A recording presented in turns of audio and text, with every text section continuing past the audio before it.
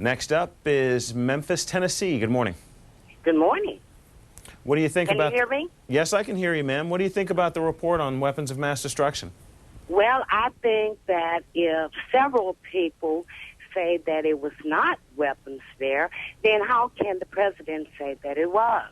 But then what I really would like to say is that all these Christians out here, I am a born-again Christian. And what my Bible says is that Jesus wants me to put all of my fears, all of my cares upon him. So how these Republicans that say that they are Christians care about killing other people, but they have all this other moral. Jesus say, put your cares upon me. So where is all that fitting in with this? Corryville, Pennsylvania, you're on the Washington Journal. Hi, I'm calling because I'm a new voter, and I'm actually voting for Bush because not only because of what he believes in, but also when the World Trade Centers got hit, our country was in an uproar, but then when Bush was waiting for the information, everyone just went about their lives again, and everything was A-okay. But then when finally Bush got the information and he was misled to go over there, not only was he misled, but also other people that went over there, they were misled. And not only that, Saddam Hussein, he was a weapon of mass destruction himself, and plus he gassed his own people. And that's the reason why I'm going to be voting for Bush. In the Washington Times this morning, jobs reports to be released tomorrow by Donald Lambro. President Bush and Democratic presidential nominee Senator John Kerry will debate the state of the economy tomorrow. The same day, 2 jobs reports will be released that could show improvement in the nation's employment numbers less than 4 weeks before the election.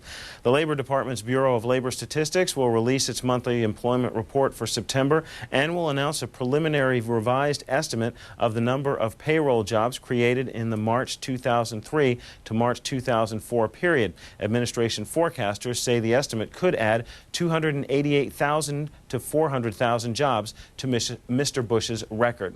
Next up is Washington, D.C. Good morning. Good morning. Can you hear me? Yes, I can. Go ahead, please. Oh, okay. Basically, I read the report, and I have a little bit, I guess, the unique capacity that I'm active duty military, so I know a little bit about more than most callers do about the chemical suits and about the threats and so forth. And as my commander-in-chief, I do, support the president. However, knowing a little bit more about the evidence, I would have to say I would lean more toward probably casting my vote toward his opponent. What was your experience with the chemical suits? I've worn it. Where? Korea. Members of my family have been deployed over to Iraq. In the desert, they've worn it. It's not a fun thing to be in. Do you feel safe in those suits? Oh, yes. You feel safe, basically. I mean, you're very well protected in the suits. Doing other things like fighting and so forth can be problematic just because of the nature of the suits. They're very bulky and, vision requirements and so forth like that, depending on what your job is. Bellevue, Nebraska. Good morning. Good morning. These people that stipulate that we ran to war, we rushed and we ran and we did everything wrong. Also, it's for oil for food. I would like them to stand in front of the 300,000 families that were laying in that grave and tell them that their relatives weren't worth anything. Besides that, there are 14 to 18 resolutions. The UN did a great job for their oil for food. They stole money. The UN people in the UN literally stole money. Germany, France, and Russia stole money. They haven't proven Germany, but France and Russia. And it's just, they've got a gentleman who runs around here and say, these people are stuck on stupid. But if you start thinking about it, the man that was running the country at the time, he was a weapon of mass destruction. It just amazes me that these people don't want to defend anybody else's life except their own. These kids are working hard over there. They're laying in that sand. It's 115 degrees over there.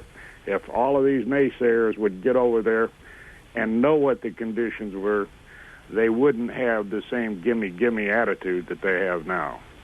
Thank you very much. And thank you.